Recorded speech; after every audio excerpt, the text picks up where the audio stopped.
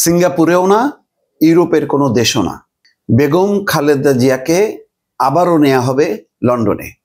অপেক্ষা করা হচ্ছে ওনার কিছুটা শারীরিক উন্নতির জন্য। একটু স্টেবল হলেই, অর্থাৎ স্থিতিশীল হলে তাকে আবারও লন্ডনে নেওয়া হবে, সেই লন্ডন ক্লিনিকে যেখানে তিনি কয়েক মাস আগে চিকিৎসা করে এসেছেন। তেমনটাই প্রস্তুতি চলছে। ইতিমধ্যে কাতারের সঙ্গে যোগাযোগ করা হচ্ছে এয়ার অ্যাম্বুলেন্সের জন্য। এর আগে কাতার সরকারের দেয়া উপহারস্বরূপ এয়ার অ্যাম্বুলেন্সে করেই বেগম খালেদা জিয়া লন্ডনে চিকিৎসার জন্য গিয়েছিলেন।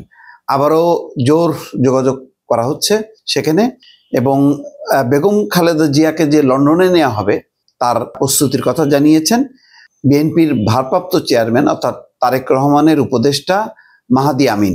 দলীয় সূত্র বলছে জানুয়ারিতে চিকিৎসা নেয়া যুক্তরাজ্যের লন্ডন ক্লিনিকেই ফের ভর্তি চিন্তা করা হচ্ছে। অর্থাৎ জানুয়ারি মাসে তিনি গিয়েছিলেন, 1 সপ্তাহ কি 2 সপ্তাহ ছিলেন, তারপরে তিনি বাসায় চিকিৎসা নিয়েছেন এবং বলেছেন যে এটাই হচ্ছে সর্বোচ্চ চিকিৎসা, এর আর অন্য কোনো দেশে নেওয়ার দরকার নেই। কিন্তু ইতিমধ্যে যেহেতু তার সমস্যা বেড়েছে, সুতরাং আবার ওই একই জায়গায় একই চিকিৎসকদের অধীনে বেগম খালেদা জিয়াকে চিকিৎসা করানো হবে।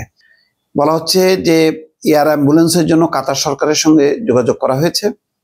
সাবেক এই প্রধানমন্ত্রীর শারীরিক অবস্থা বিমানে জার্নি করার মতো একটু স্থিতিশীল হলেই তাকে লন্ডন নেওয়ার জন্য প্রস্তুতি নেওয়া হবে। এভার কেয়ার হাসপাতালের বিশেষজ্ঞ চিকিৎসকদের নিয়ে মেডিকেল বোর্ড গ্রিন সিগন্যাল দিলেই চূড়ান্ত সিদ্ধান্ত নেওয়া হবে। বিএনপি চেয়ারপারসনের কার্যালয় সূত্র একথা বলছে।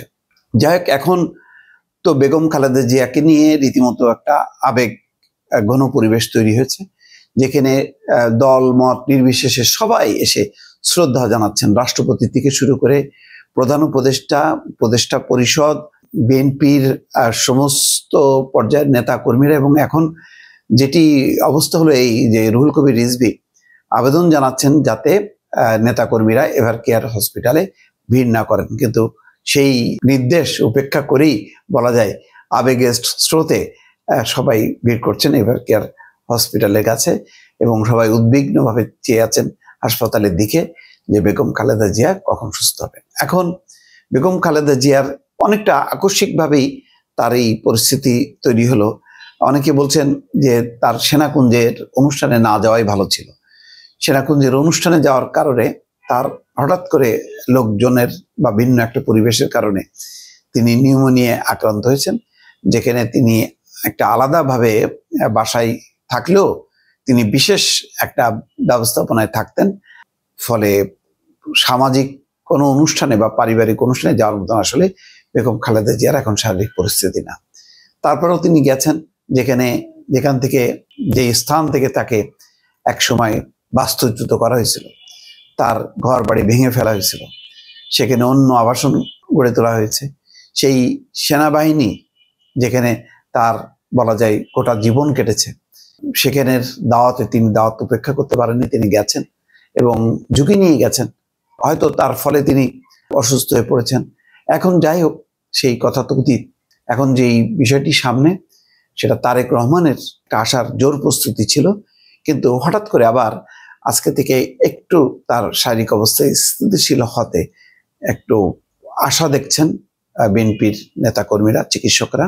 তারা একটু স্টেবল করার চেষ্টা করছেন। আর অন্যদিকে তারেক রহমান এবং তার স্ত্রী জুবাইদা রহমান যেহেতু নিজে চিকিৎসক, তিনি খুব দ্রুত গতিতে বিশ্বের বিভিন্ন দেশে যোগাযোগ করছেন। পরে সিদ্ধান্ত নিয়েছেন হয়তো লন্ডন ক্লিনিকেই তাকে আবার নিয়ে আসা হবে। এখন অপেক্ষা যে এয়ার অ্যাম্বুলেন্সে করে যাওয়ার মতন তার শারীরিক অবস্থাটা জন্য একটা অপেক্ষা করা। যদি সেটি কাল বা পরশু হয়ে যায়, তাহলে যে কোনো মুহূর্তেই তিনি লন্ডনের উদ্দেশ্যে রওনা হবেন। দর্শক।